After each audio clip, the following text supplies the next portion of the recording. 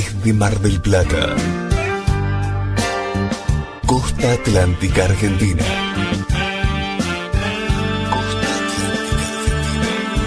el Ministerio Radial Plenitud presenta Medianoche, El Expreso de Medianoche, un programa conducido por los pastores Hugo y Marcela Enrico. medianoche, El Expreso de Medianoche, un viaje por la palabra de Dios que disfrutaremos juntos cada día a través de la radio.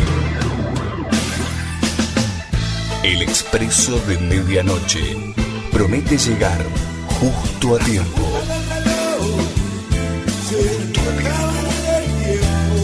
Con la palabra viva, eficaz y oportuna para nuestra vida. Ya está todo dispuesto. Subí el volumen de tu radio y emprendamos este viaje hacia tu corazón.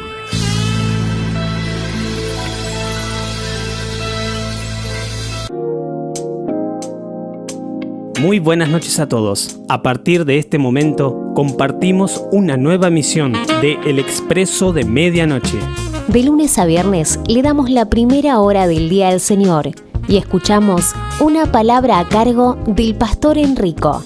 Te contamos además que este es un programa de la Iglesia de Cristo, Refugio de Paz. Para dejar tu pedido de oración o saludo, escribinos vía WhatsApp al 223-547-1536.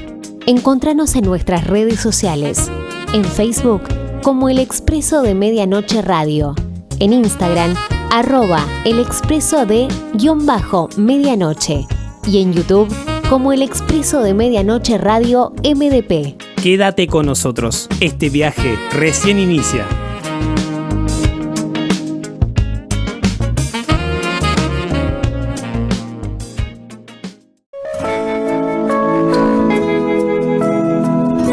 Comencemos nuestro viaje por la palabra de Dios.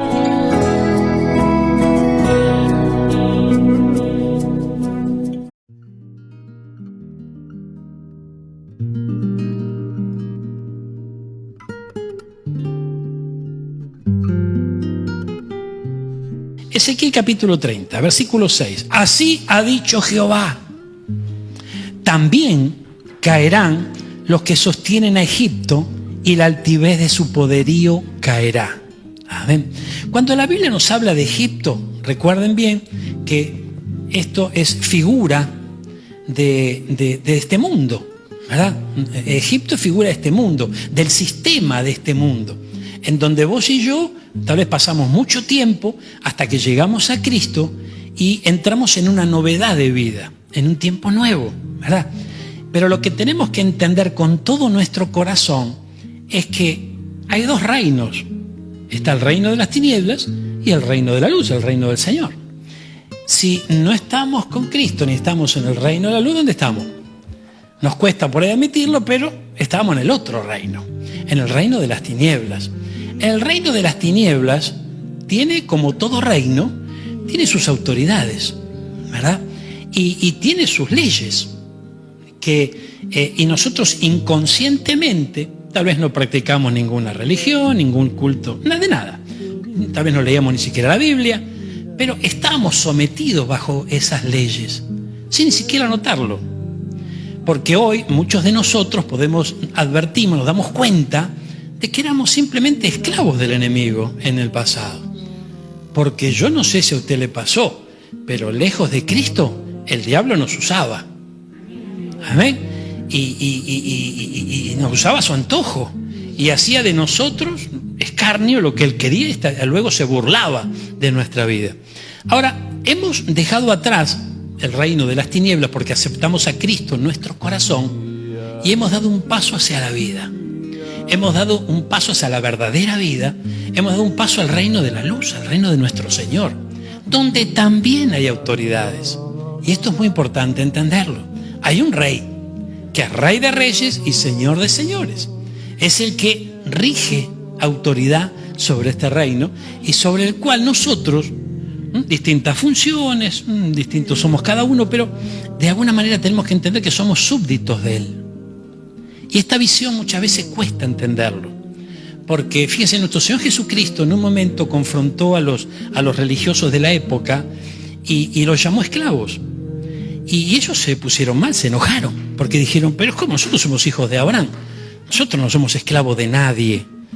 Y claro, no se daban cuenta, Jesús tuvo que confrontarlos y decirles que eran esclavos del pecado, y no lo notaban, no se daban cuenta. Entonces, cuando estamos lejos de Cristo, tenemos que entender que éramos esclavos.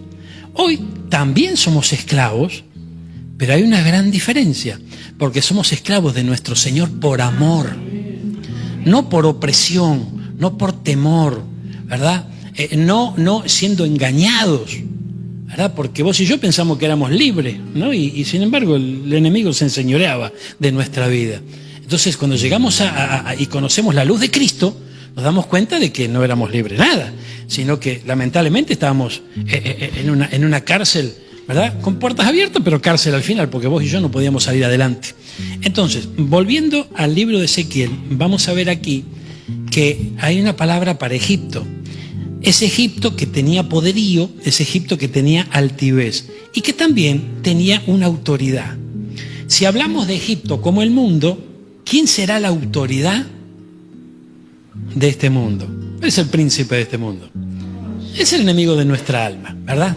Entonces tenemos que ver que cuando la Biblia nos habla de Faraón, tenemos el marco histórico, ¿verdad? En donde menciona al rey de ese momento, el faraón que corresponda según la época en la que nos habla la palabra, pero al mismo tiempo nos traslada una figura, que es el rey de Egipto, el rey de este mundo. Entonces el rey de este mundo, Faraón, representa al enemigo de nuestra alma. ¿Me estoy dando a entender? Entonces cuando esto es parte del Antiguo Testamento. Jesús dijo, si conocieres lo que dijeron los profetas, sabría muchas cosas. Hoy vos y yo estamos bajo el nuevo pacto, estamos bajo un nuevo sacerdocio, estamos en tiempo de gracia, pero los principios que nosotros vamos a encontrar en el Antiguo Testamento no caducaron. Quedó atrás la ley mosaica quedó atrás, bárbaro. Hay muchas cosas que fueron reemplazadas por otras. Es más, si analizamos un poquito, es como que hasta nuestro Señor Jesucristo profundizó un poquito más la ley. Y dijo, yo no he venido a abolirla la ley, sino que vine a cumplirla. Entonces, nuestro Señor Jesucristo nos muestra que hay principios en la ley, con sus mismas enseñanzas, en la ley que no cambian. Por ejemplo, usted habrá leído en el Antiguo Testamento que si alguien era sorprendido en adulterio, lo mataban, lo apedreaban. Si alguien era sorprendido en el acto de adulterio, lo apedreaban, terminaban con su vida. Eso decía la ley. Por eso le llevaron a Jesús, esa mujer que la habían encontrado, y le dijeron, bueno, ¿ahora qué vas a hacer con esto? Entonces, ¿qué dijo Jesús? Cambió la cosa, pero un momentito, porque dijo, bueno, a ver, el que esté libre de pecado que tire la primera piedra. Y ahí no se animó ninguno. Y todos empezaron a marcharse y la dejaron sola y el Señor la perdona y el Señor le da una nueva oportunidad. Pero fíjense que si nosotros nos acercamos a las enseñanzas de nuestro Señor Jesucristo, Él dice, cualquiera que mire a una mujer codiciándola, ya pecó con ella en su corazón, ya adulteró con ella en su corazón. Entonces, la ley nos mostraba que había que sorprender la cosa en el acto mismo. Nuestro Señor Jesucristo dice, en tu corazón. O sea que fíjense qué tremendo. Algunos confunden el tiempo de la gracia con libertinaje, con hacemos lo que queremos. Sin embargo, hay aspectos de la gracia que son maravillosos, pero también son profundos. Porque no solamente estamos se está juzgando la acción en sí, sino también los pensamientos. Y aquí es donde volvemos al ataque, que el Señor nos está ministrando mucho sobre esto, en que nuestros pensamientos necesitan ser renovados. Porque vamos a necesitar fortaleza espiritual, vamos a necesitar un espíritu fuerte, vamos a necesitar una mente renovada para que el cuerpo siga la dirección correcta. Amén. Acompáñenme otra vez. Ezequiel, gloria a Dios. Versículo 9. el Señor iba a intervenir en esta historia. Y dice el versículo 9, en aquel tiempo saldrán mensajeros delante de mí. Gloria a Dios. Fíjense que el Señor, si esto trasladamos esta palabra a nuestros días, porque si no estaríamos leyendo una historia nada más, pero como esta palabra es espíritu y es vida, tenemos que nosotros trasladar esta historia a nuestros días.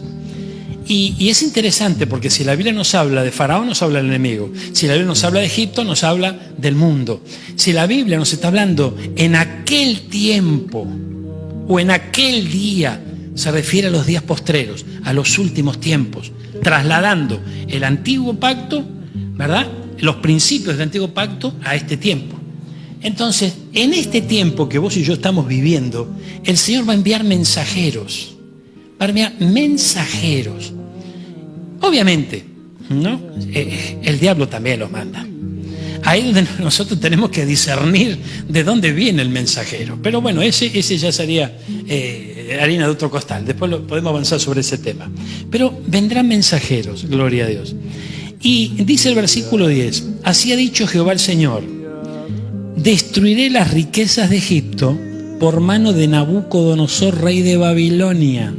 Y fíjense que esto era algo incomprensible para la época, porque Nabucodonosor era un rey pagano, no era un rey, no era del pueblo de Dios. Y sin embargo el Señor utilizó su vida para llevar adelante sus planes. Entonces aquí vemos, una vez más, aún en el antiguo pacto, porque si vamos a los tiempos de la gracia, en la vida de Jesús, Jesús hacía algunas cosas que a veces no chocaban contra la razón, ¿no? Porque de repente dice que le untó con barro los ojos a un ciego y luego vio. Le metió los dedos en los oídos a otro que era sordo y recibió. O sea que cosas raras, ¿no? Gloria a Dios. Pero fíjense acá también vemos una cosa rara. Porque si el Señor va a enviar un libertador, la lógica indicaría que el libertador tiene que ser de su pueblo. Sin embargo, lo utiliza. ¿A quién? A Nabucodonosor. Y esto nos enseña algo. Jesucristo dijo, si ustedes no hablan, las piedras van a hablar. Entonces, ¿qué significa esto? Que si vos y yo, ¿verdad?, no hacemos lo que tenemos que hacer, Dios va a usar a otro, aunque sea incrédulo, y lo va a usar. Y sus planes se van a llevar adelante, pero la bendición la perdemos nosotros. Entonces tenemos que comprender que a este rey se lo sirve. Amén. A este rey se lo sirve. Y a este rey tenemos que servirle, porque es nuestro rey. Amén. Mire, acompáñeme, por favor, porque esto se está poniendo bueno. Mire lo que dice acá. Bueno, el versículo 13 está hablando de que va a destruir las imágenes, los ídolos, o sea, todo lo que puede ocupar lugar en el corazón del hombre, toda la idolatría, si lo traemos a este tiempo. Pero mire lo que dice acá, en el versículo, gloria a Dios, 20, aconteció en el año 11, en el mes primero, a los 7 días del mes. Cada vez que en la Biblia usted encuentra una fecha exacta, es porque hay un evento importante. A veces tenemos coincidencias con esas fechas a lo que a lo mejor podemos vivir aquí. No es el caso exactamente de esta palabra, pero sí podemos ver que a lo largo de las Escrituras, cuando el Señor menciona una fecha, es porque hay un evento importante y ahí tenemos que acercarle la lupa. Ahí tenemos que hacer zoom, vos y yo, porque aquí hay algo importante. ¿Se entiende? Mire. Dice, aconteció en el año 11, en el mes primero, a los 7 días del mes, que vino a mí palabra de Jehová diciendo, gloria a Dios. Mire lo que dijo. Hijo de hombre, he quebrado el brazo de Faraón, rey de Egipto. He aquí que no ha sido vendado poniéndole medicinas ni poniéndole faja para ligarlo, a fin de fortalecerlo para que pueda sostener la espada. Mire, el faraón para nosotros figura del príncipe de este mundo, del enemigo de nuestra alma, aquel que obviamente quiere ver la destrucción del pueblo del Señor. Dice el Señor que Él le quebró el brazo a Faraón, de tal manera que no ha sido vendado que no se le puso, no le hicieron un yeso, no lo entabillaron, amén, no le dieron medicina, ¿verdad? Porque la medicina, el yeso, puede fortalecerlo nuevamente para sostener la espada. La espada de Faraón es la espada del enemigo, es el ataque del enemigo hacia nuestra vida. Entonces, mire qué interesante esto. Después de este versículo, mire lo que dice luego. Por tanto, así ha dicho Jehová el Señor. Heme aquí contra Faraón, rey de Egipto, y quebraré sus brazos, el fuerte y el fracturado. Y haré que la espada se le caiga de la mano. Gloria a Dios. Entonces, aquí esto es muy importante, porque usted sabe que los levantamientos del enemigo en contra del pueblo del Señor, de los hijos de Dios, es fuerte en algunos momentos. Y el Señor lo sabe.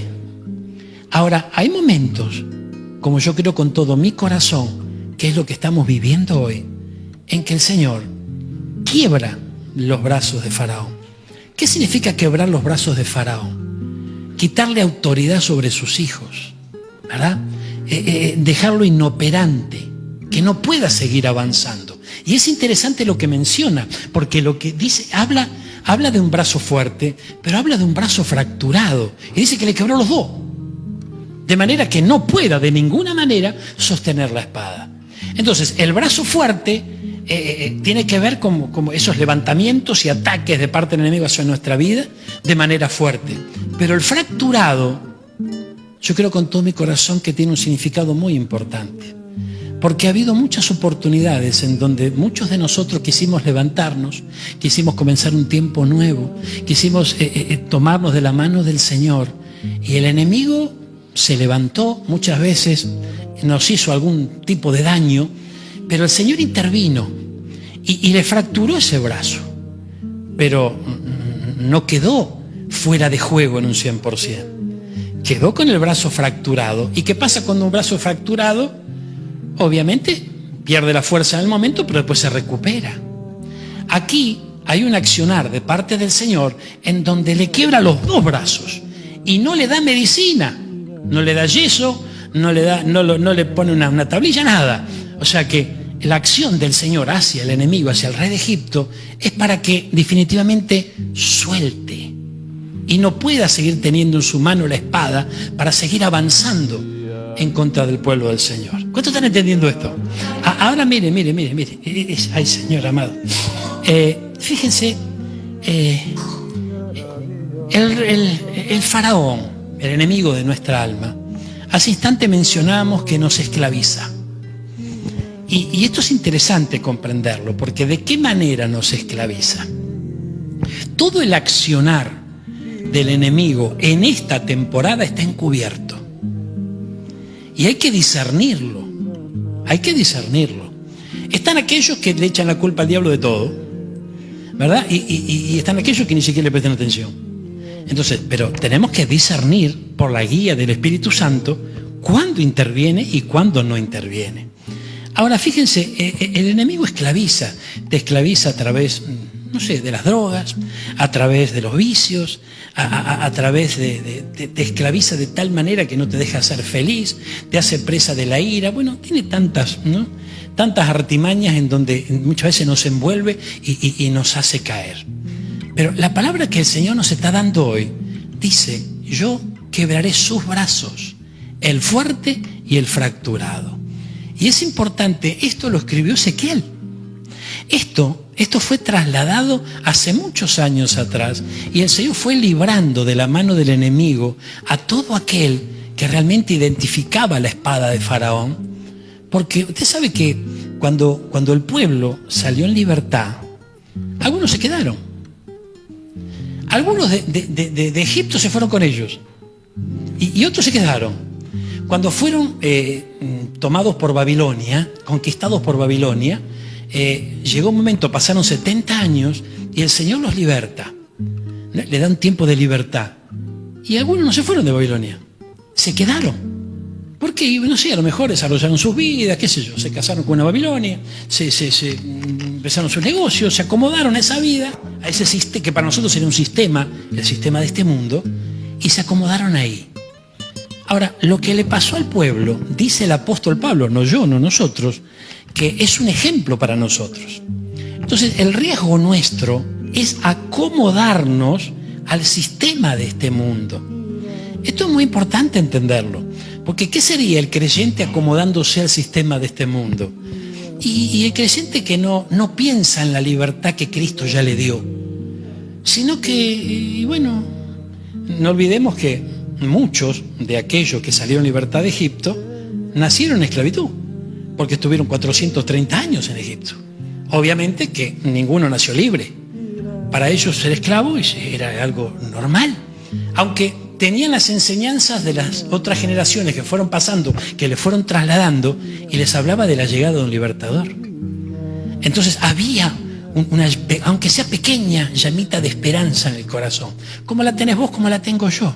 Cuando las cosas no salen, cuando las cosas van mal, cuando todo va para atrás, a veces la misma realidad te golpea de tal manera que vos decís, esto es difícil que cambie, pero algo adentro te dice, no, las cosas pueden cambiar. Lo que tenés que comprender es cuál es el camino para salir de las garras de Faraón. Primero, tiene que intervenir el Señor.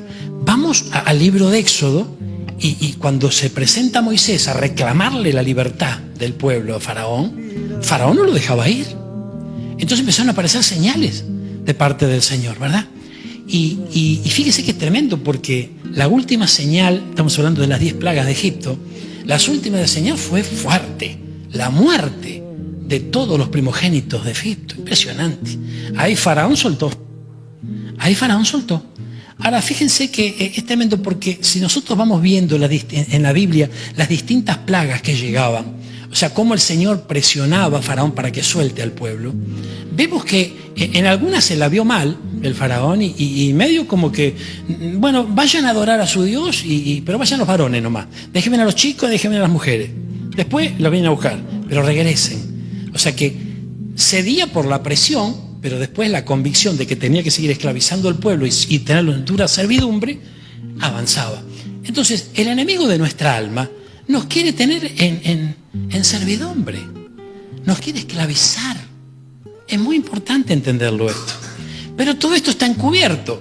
Únicamente bajo la revelación del Espíritu Santo a través de las Escrituras, nosotros podemos notar que el enemigo y el príncipe de este mundo está actuando muchas veces sobre nuestra vida. Y aún en la casa del Señor, aún en la vida de un creyente que no se despierta a una realidad que no se ve con los ojos naturales, sino que se ve con los ojos de la fe, que tienen que desarrollarse, ¿verdad?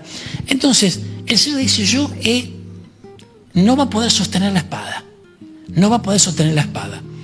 Y esto muchas veces, cuando una persona, yo no sé, ¿no? Pero ya ahí tenemos que, cada uno tiene su experiencia, pero yo creo que vamos a coincidir en algo, que la vida lejos de Cristo es dura, es complicada.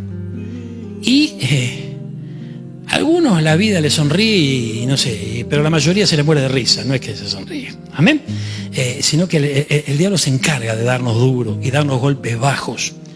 Entonces, con el transcurso del tiempo, depende del tiempo, aquí hay jovencitos que nacieron en el Señor y son una bendición, pero muchos, yo llegué a Cristo a los 29 años, 29 años que, ¿verdad? Yo creía que jamás le iba a poner una mejilla al otro, pero el diablo me tenía de acá para allá, o sea, me tenía de cachetazo en cachetazo, o sea que no quería poner la mejilla, pero me la daba igual de la mejilla.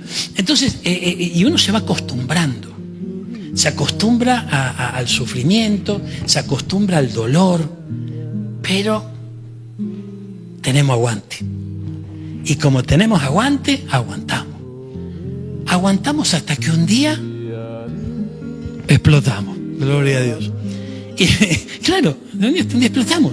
Y quiera Dios que en ese momento allí se mantenga cerquita nuestro Señor, ¿no? Para tomar esos despojos nuestros, tomar un corazón roto y empezar a unir los pedazos, empezar a restaurar la vida y empezar a encaminarnos en otra dimensión. Y esta dimensión estamos caminando hoy. Pero hay algo que se nos tiene que hacer rema. La palabra logos es la palabra que nosotros recibimos con el entendimiento. Porque nosotros leemos la palabra y con nuestro razonamiento, entendimiento, la capacitación que hemos recibido, la cultura que tenemos, nosotros la entendemos, ¿verdad? Porque acá, o sea, al menos que yo sepa, hablo en castellano. La Biblia que usted tiene también está en castellano, usted la entiende. Ahora, la palabra rema es cuando esa misma palabra explota en tu corazón y donde vos ves lo que antes no veías y decís, opa, ¿qué pasó acá? Algo cambió. ¿Por qué? Porque la palabra se hace carne en tu corazón, cobra vida en tu corazón. Entonces, y eso es la oración nuestra en este día, que esta palabra cobre vida en nuestros corazones. ¿Por qué razón? Porque hay algo muy importante. Acompáñenme al libro de Colosenses. Aleluya.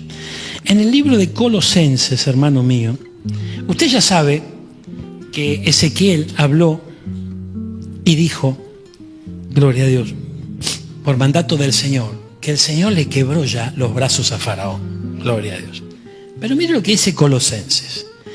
Vamos al capítulo 2. Sí, capítulo 2, versículo 8. El título es la meta. Plenitud de vida en Cristo. Gloria a Dios. En el año 2007, nosotros estamos incursionando algo más seguidito sobre numerología bíblica, ¿verdad? Y es tremendo porque el 7 en numerología bíblica tiene que ver con plenitud, tiene que ver con prosperidad, ¿verdad? Es un número, ¿no? Un número perfecto. Entonces, yo recuerdo el año 2007 en donde el Señor nos habló de la plenitud. Y qué tremendo, porque yo dije automáticamente, digo, qué bueno, porque esto está asociado a la prosperidad, está asociado, ¿no?, al bienestar, está asociado a la multiplicación, es el número perfecto, las cosas se van a alinear. Pero el Señor me habló en el comienzo del año 2007 y me dijo, la plenitud soy yo. Entonces vos me tenés que conocer a mí. 5 años y medio de pastor tenía yo. 5 años y medio de pastor. ¿Y cómo? ¿En pastor? ¿Y tenés que conocer la plenitud? Sí. Y no me avergüenza decirlo. ¿Por qué? Porque fíjense que es muy importante entender esto. Nosotros vamos sumando algo de experiencia en el camino. Vamos teniendo vivencias, algunas muy importantes. Vamos teniendo encuentros con el Señor, nos fortalecen. Pero jamás dejamos de avanzar y de evolucionar en el camino del Señor. Y conocer la plenitud de Cristo, o sea, es conocer a Cristo de manera profunda, tal vez dure toda la vida ese proceso. No lo vamos a conocer en 30 días, ni lo vamos a conocer en 2 años, sino que es un proceso a largo plazo. ¿Por qué? Porque el Señor nos sorprende cada día y nos deja con la boca abierta siempre. Entonces, plenitud de vida en Cristo. Lo que sí tenemos que comprender es que en Cristo hay plenitud. La plenitud tiene que ver con felicidad, tiene que ver con bienestar. La plenitud tiene que ver con realmente sentirse realizado, tiene que ver con la felicidad. En Cristo se puede.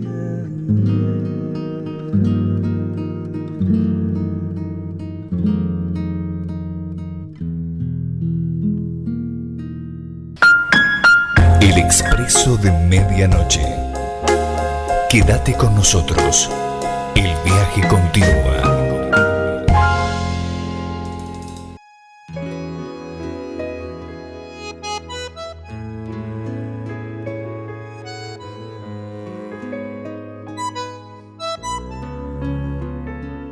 Miren lo que dice esta palabra. Escuchemos esto con atención. Mirad, mirad. Fíjense que es tremendo. No dice oí. Dice mirad. Y lo que hemos aprendido es que tenemos que mirar a quien habla. ¿Por qué? Porque ¿qué nos dice el libro de Génesis? En el capítulo 3, versículo 11. ¿Quién te enseñó? Entonces, es muy importante. ¿Quién dijo quién te enseñó? El Señor. ¿A quién se lo dijo? Adán. ¿Y quién te enseñó? Que está desnudo. Tremendo. Entonces, fíjese que había sido arrastrado por el pecado Adán. Ahora, cuando le dice mirad, tenemos que aprender a mirar quién habla, porque la voz es un vehículo. La voz es un vehículo, ¿por qué razón? Porque a algún lado te lleva. O sea, un mensaje de parte del Señor tiene un destino. Un mensaje de parte del enemigo tiene otro destino. Entonces, tenemos que observar a dónde me lleva el mensaje. Fíjense, yo le contaba a nuestro hermano Jorgito hoy que una de las misiones que el Señor puso y grabó en mi corazón sobre esta iglesia es que es muy importante que lleguemos a destino. ¿Cuál es el destino? Las bodas del Cordero. Porque el Señor me dijo, prepara una novia. Gloria a Dios. Y usted sabe que a la novia se la adorna, la novia se la prepara, la novia pasa por un tratamiento de belleza antes del casamiento. Eso es lo que el Señor está haciendo con la iglesia. Porque Él utiliza la figura del matrimonio hablando de Él con su amada, con la iglesia. Y nosotros como iglesia pasamos por un tratamiento de belleza. A nosotros los hombres medio que no puede llegar a chocar un poco esto, ¿no? Pero, o sea, entendamos la figura de la cosa, ¿no? El tratamiento de belleza tiene que ver con el trato en nuestro carácter, con el trato en nuestra vida. Dice que cuando la palabra empieza a ingresar en nuestro corazón y se transforma en rema, hasta el rostro se hermosea. Los huesos se vitalizan, porque es medicina para nuestro hueso. Bueno, pero no me quiero ir más lejos de esto. El tema es así, que mirad que nadie os engañe por medio de filosofías y huecas sutilezas según las tradiciones de los hombres, conforme a los rudimentos. Vamos a poner Telea, que es la versión más, a ver, Telea o algo de sónico, por favor. Dice Telea, tengan cuidado, no presten atención a los que quieren engañarlos con ideas y razonamientos que parecen contener sabiduría. Amén. Parece contener sabiduría, pero que solo, ¿qué dice? Son enseñanzas humanas. Esa gente obedece a los espíritus poderosos de este mundo y no a Cristo. Gloria a Dios. Esto es para tenerlo muy presente, pero muy presente, porque en nuestro caminar el príncipe de este mundo nos quiere envolver en esto. Ahora fíjense, vamos a ver qué sigue diciendo esta palabra que estamos leyendo el libro de Colosenses. Gloria a Dios. Dice la palabra del Señor, porque en Él habita corporalmente toda la plenitud de la deidad. Dejántele ahí y vemos el versículo 9.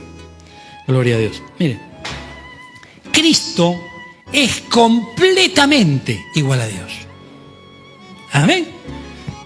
Sabemos que tenemos un Dios trino, Padre, Hijo y Espíritu Santo, pero todos son el mismo.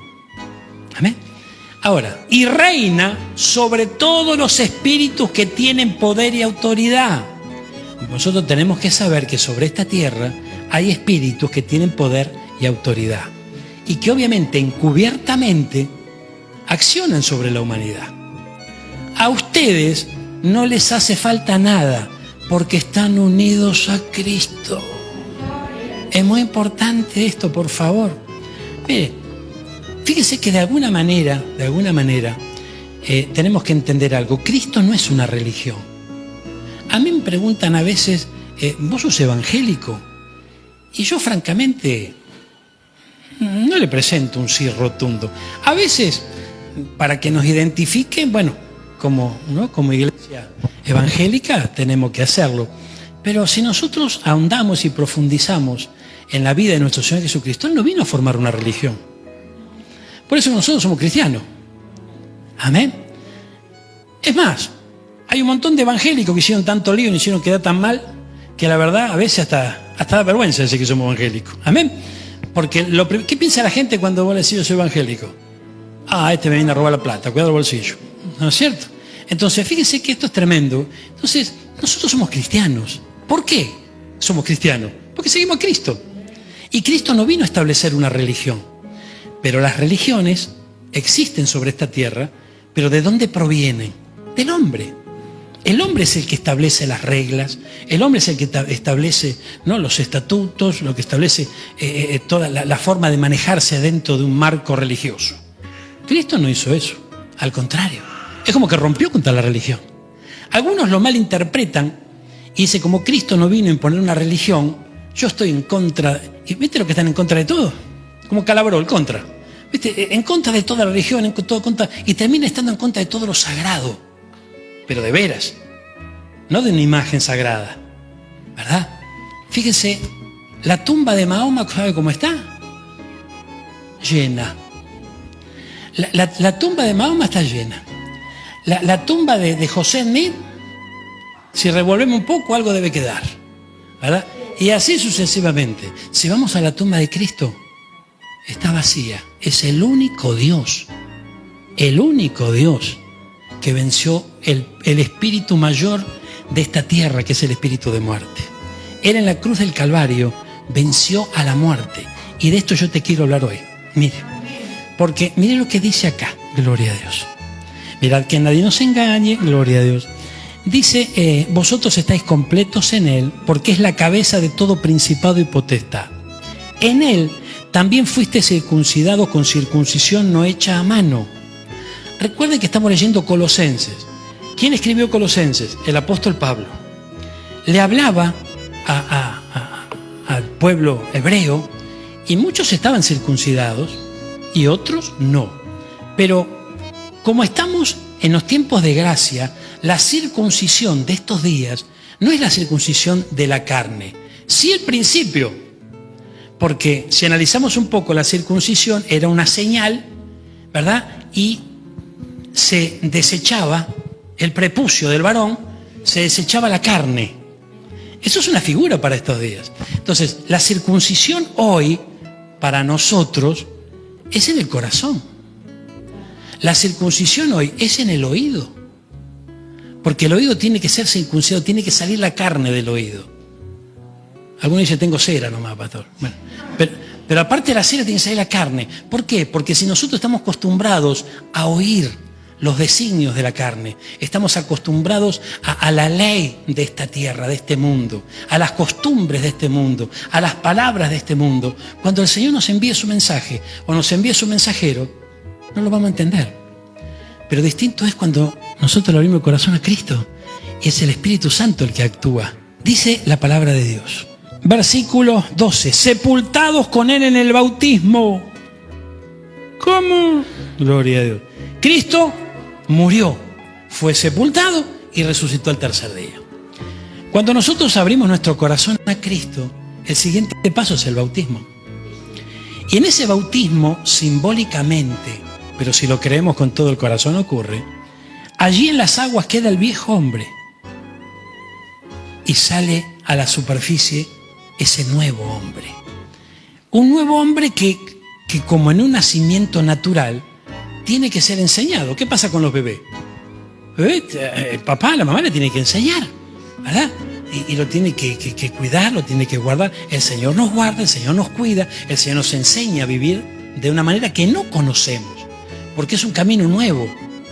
Por eso que hay muchos que dicen, bueno, la verdad, está bueno esto de Cristo porque con Cristo se vive mejor. Entonces incorporan algunas enseñanzas de la palabra a su vieja vida. Y viven una vida mezclada en definitiva, porque lo que hay que entender es que es una nueva vida, con otras costumbres completamente distintas y con otro pensamiento completamente distinto. Que el Espíritu Santo se encarga de justamente darnos esa información, ¿verdad? Ahora, mire, ¿por qué yo digo que es el Espíritu Santo? Porque alguno puede decir, pastor, me enseñás vos, ya está. Pero yo te enseño, bárbaro. Pero si el Espíritu Santo no actúa sobre esa enseñanza, entra por acá, sale por allá. Y mañana te olvidaste. Amén. Por ahí recordás de vez en cuando. Ahora, cuando la palabra se suelta con fe y la palabra se recibe con fe y el Espíritu Santo la sella en nuestro corazón, porque dice que este nuevo pacto, este pacto en Jesucristo, este nuevo pacto de libertad, dice que es distinto al antiguo pacto. Antes estaban los profetas, estos profetas que eran la voz de Dios sobre la tierra. Ahora tenemos su bendita palabra y la acción del Espíritu Santo que escribe esa palabra en nuestra mente y en nuestro corazón. Entonces, obviamente que nuestro corazón necesita un tipo de circuncisión, ¿verdad? Que despeje el camino de tanta carne que tenemos en nuestra idea, en nuestros pensamientos, en nuestras acciones. Por eso es importante renovar la manera de pensar. Amén. Miren lo que dice aquí, gloria a Dios. ¿Por qué versículo 12 ando? Dice, sepultados con él en el bautismo, en el cual fuiste también resucitados con él, mediante la fe en el poder de Dios, que le levantó de los muertos. ¿Cuál es el poder de Dios que levantó a Jesús de los muertos? ¿Qué dice la Biblia? El Espíritu Santo. El Espíritu Santo fue el que levantó de la muerte a Jesucristo. Amén. Ese Espíritu, ese mismo Espíritu con el que hemos sido sellados todos aquellos que abrimos nuestro corazón a Cristo. Esto es maravilloso, hermanos. Mire lo que dice luego. Y a vosotros, estando muertos en pecados y en la incircuncisión de vuestra carne, os ha dado vida juntamente con él, perdonándoos todos los pecados. Ahora, observe esto. Este versículo 14 en adelante, podemos hacer entre estos versículos un paralelo con lo que vimos en el libro de Ezequiel. Porque en el libro de Ezequiel vimos que el Señor mismo le quebró el brazo a Faraón. Y no solamente le quebró el brazo fracturado, que en otras oportunidades también. ¿Viste esos momentos en donde vemos la mano de Dios, pero no la solución a todas las cosas? Alguno de ustedes tuvo que haberlo vivido. Hay momentos en donde, no sé, hay una dificultad, hay un desafío, hay cosas que nos están pasando, que estamos sufriendo, y vemos la intervención de Dios, porque no podemos negarlo. A veces el Señor interviene y es como que pone como paños fríos, para un poco la pelota, ¿verdad? Acciona el Señor. Algo, no termina la obra completa. Entonces ahí es como que queda el brazo del enemigo fracturado, pero se vuelve a soldar el hueso y se vuelve a levantar otra vez. En el caso de los versículos que leímos en Ezequiel, bajo la guía del Espíritu Santo, estamos entendiendo que el Señor le quebró los brazos a Faraón. Los dos, de tal manera que no pueda tener la espada para atacar al pueblo de Dios. ¿Cuántos están entendiendo esto?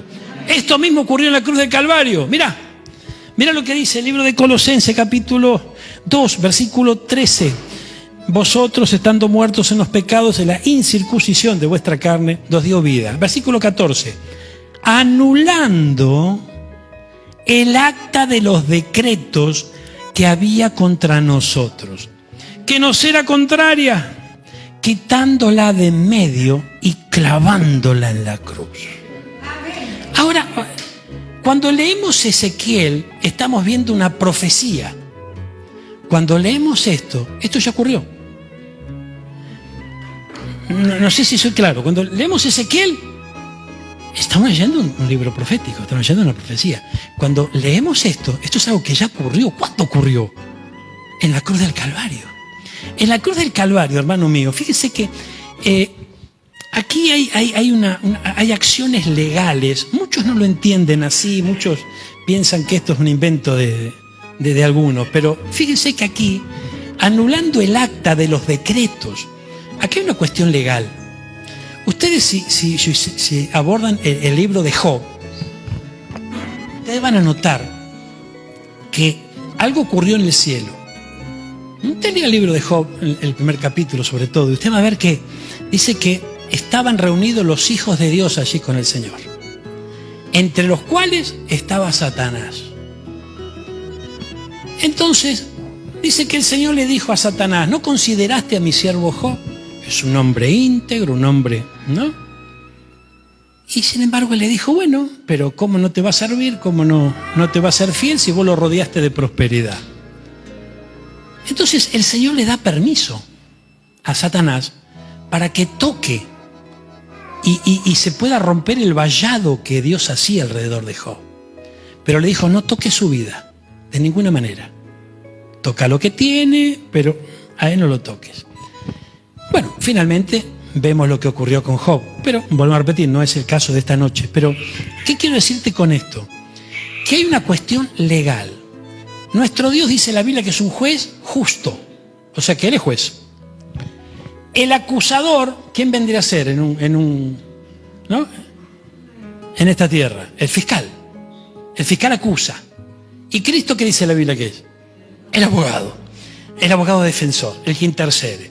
Entonces tenemos al Señor en su trono. juzgando con justo juicio. Tenemos al acusador de los hermanos, como dice el libro de Apocalipsis, al enemigo de nuestra alma, levantando a veces y hasta inventando pruebas. ¿Para qué? Para justamente acusarnos, y dice que nos acusa de día y de noche, no para de hacerlo. Por eso que cuando vos y yo erramos al blanco, cuando vos y yo nos equivocamos, después nos sentimos mal.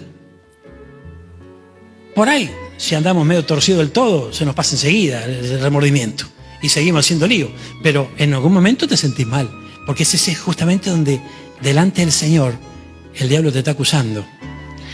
Volvamos acá. Allí está el juez justo, allí está el fiscal acusando, el acusador de los hermanos, y el Señor interviniendo. Es una cuestión legal. ¿Qué tiene que buscar el diablo para poder acusarte con eficacia y que el juez no le quede otro que sujetarse a la ley? Y tiene que hacernos pecar. Nos tiene que poner en contra de lo que dice la ley. Porque fíjense que esto es tremendo. ¿Cuándo una persona lo pueden hallar culpable? Cuando justamente transgrede la ley. Entonces, el obrar del enemigo de nuestra alma es incitar al hombre, y si es un hombre o mujer de fe, más todavía, para que se ponga en contra de la palabra de Dios. Al ponerse en contra, está transgrediendo la ley. Al transgredir la ley, lo puede acusar y poniendo prueba arriba de la mesa. Entonces el Señor quiere bendecir tu vida, el Señor te quiere bendecir, te quiere sanar, te quiere prosperar. Pero ahí está el fiscal, que pone las pruebas arriba de la mesa. Y muchas veces el Señor no puede hacer nada. Y ahí intercede nuestro Señor.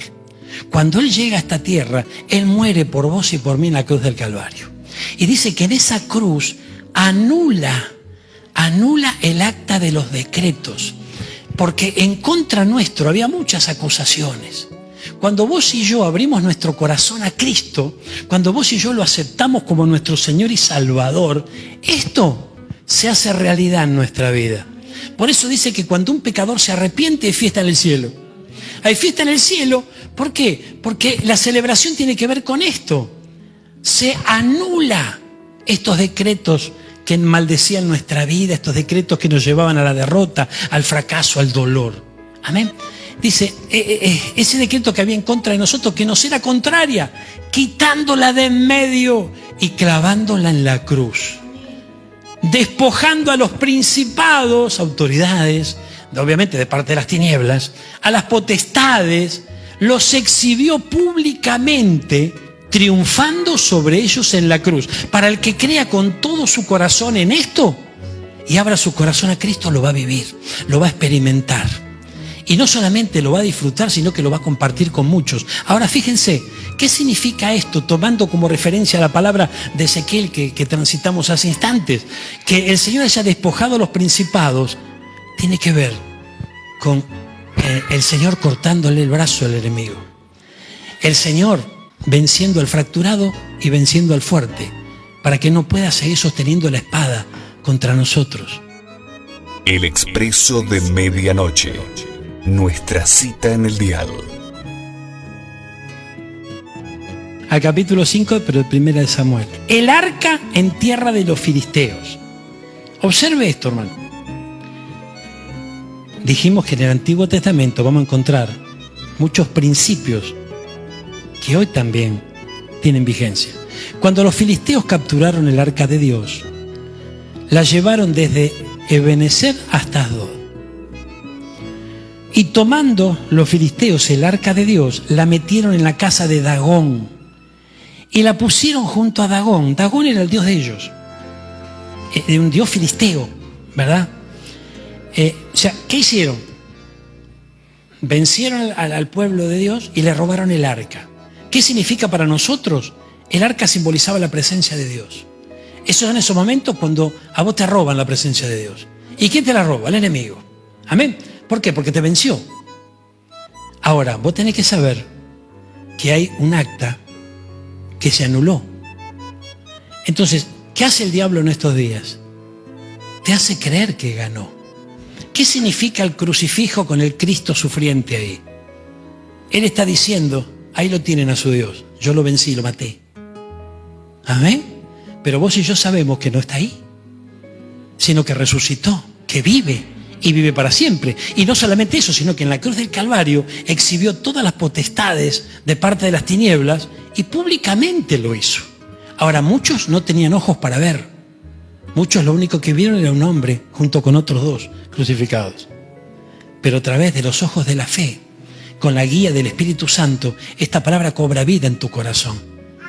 Y no vas a decir esta palabra es verdad porque me la dijo el pastor. No, el Espíritu Santo te va a dar la certeza de una verdad absoluta que es la resurrección y la vida de Cristo. Ahora, miren lo que pasó acá. Dice que le robaron el arca, gloria a Dios, y se lo llevaron al templo de ellos, el dios Dagón. Dice, cuando al siguiente día, los de Asdod, que era uno de los pueblos de Filistea, 5 pueblos había en Filistea, uno de ellos era Asdod, se levantaron de mañana. He aquí que Dagón, que era de piedra, era un dios de piedra, un dios hecho con mano de hombre, postrado en tierra delante del arca de Jehová, estaba tirado allí delante del arca. Imagínense, cuando llegaron, encuentran al Dios allí postrado en tierra. ¿Qué hicieron? Lo levantaron y lo pusieron en pie de vuelta. Gloria a Dios. Miren lo que dice. Dice que lo tomaron a Dagón y lo volvieron a su lugar. Versículo 4. Y volviéndose a levantar de mañana, o sea, al otro día, he aquí que Dagón había caído otra vez, postrado en tierra. Pero mire qué diferencia. Estaba delante del arca de Jehová y la cabeza de Dagón y las manos estaban cortadas. Allí estaba el Señor cortándole el brazo al enemigo, el fracturado y el fuerte. Entonces, qué tremendo esto, porque aquí vemos que esta historia encierra algo poderoso. Porque no es que vos y yo nos vamos a levantar en fe y con nuestra fuerza vamos a vencer al enemigo. No. La presencia de Dios, el arca de Dios, peleó por sí misma. Ahí no hizo falta ningún mortal, ningún hebreo que intervenga y traiga victoria sobre Dagón. La presencia de Dios, el arca de Dios, pelea por sí misma. Esa presencia está en tu corazón. ¿Le abriste el corazón a Cristo? Esa presencia está en tu corazón. Porque hoy somos arcas vivientes nosotros. Por eso que hubo un cambio de ley, hubo un cambio de sacerdocio. Y las cosas hoy distintas. Antes la presencia estaba en el arca, ¿verdad? Hoy el templo somos nosotros. Y la presencia de Dios está en nuestro corazón. Esa presencia es la que pelea por sí sola. En muchos momentos donde vos y yo, el enemigo nos roba esa presencia, ahí actúa el Señor. Y actúa el Señor para que podamos levantarnos. Mire lo que dice acá, gloria a Dios. Habiéndole quedado a Dagón solamente el tronco, quedó allí en el umbral. Por esta causa los sacerdotes de Dagón y todos los que entran al templo de Dagón no pisan el umbral de Dagón en Asdod hasta hoy. Y se agravó la mano de Jehová sobre los de Asdod y los destruyó y los hirió con tumores en Asdod y en todo su territorio. Aleluya. Entonces los de Asdod dijeron, llévense en esta arca de acá, no la queremos más, y la devolvieron después, ¿no es cierto? No quede con nosotros el arca de Dios. Vemos a lo largo de las Escrituras. Lo vemos en este caso en 1 Samuel.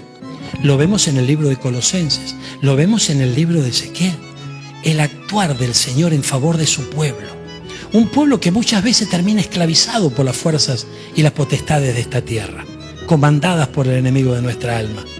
Y esto es tremendo, porque muchas veces cuando el enemigo logra esclavizarnos y cuando no falla jamás, ¿cuándo actuaba el Señor cuando el pueblo estaba siendo oprimido?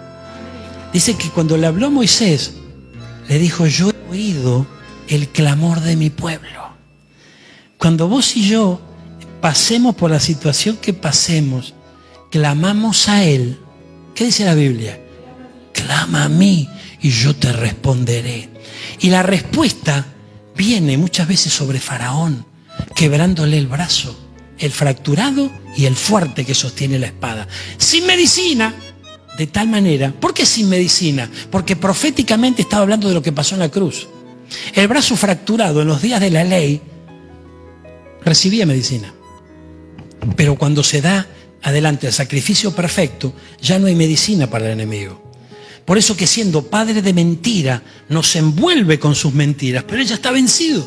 Entonces vos tenés que saber que es impresionante lo que ocurrió en la cruz del Calvario.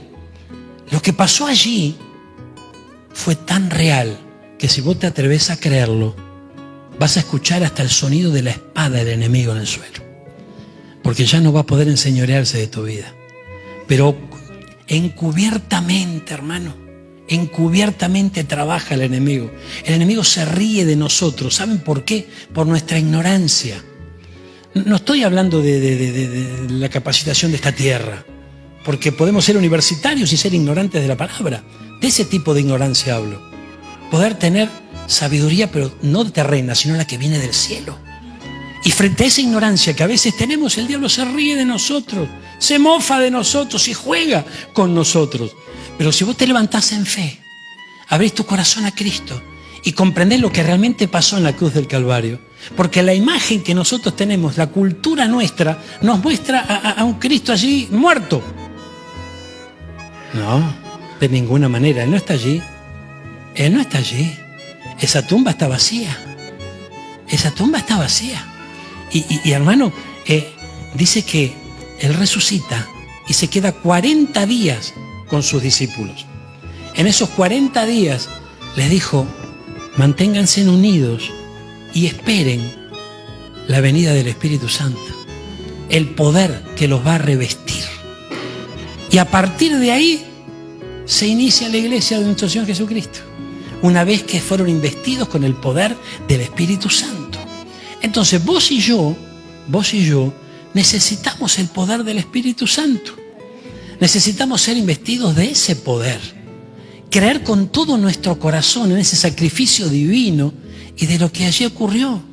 Cristo sufrió una corona de espinas, sangre salió de esa cabeza por el daño que le hacían esas espinas. ¿Para qué?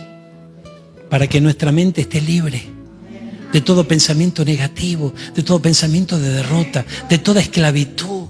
Tenemos que poner bajo nuestros pies la esclavitud. Cristo sufrió la corona de espinas para que nuestra mente pueda recibir a través del Espíritu Santo un renuevo.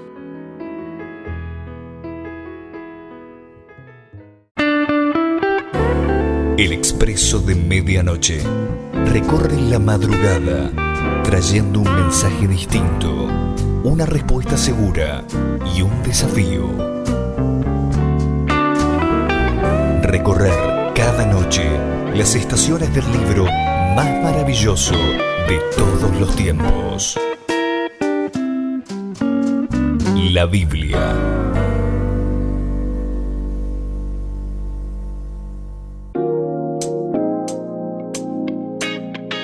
Esperamos que la palabra de hoy haya sido de bendición para tu vida. Queremos invitarte a nuestras reuniones todos los martes y jueves a partir de las 18 horas en Marconi 930, entre la Avenida Libertad y la calle Maipú. Las puertas de la Casa del Señor están abiertas. Hemos llegado al final del Expreso de Medianoche. Ya ha pasado la primera hora del día y te agradecemos por acompañarnos. Hasta el próximo programa.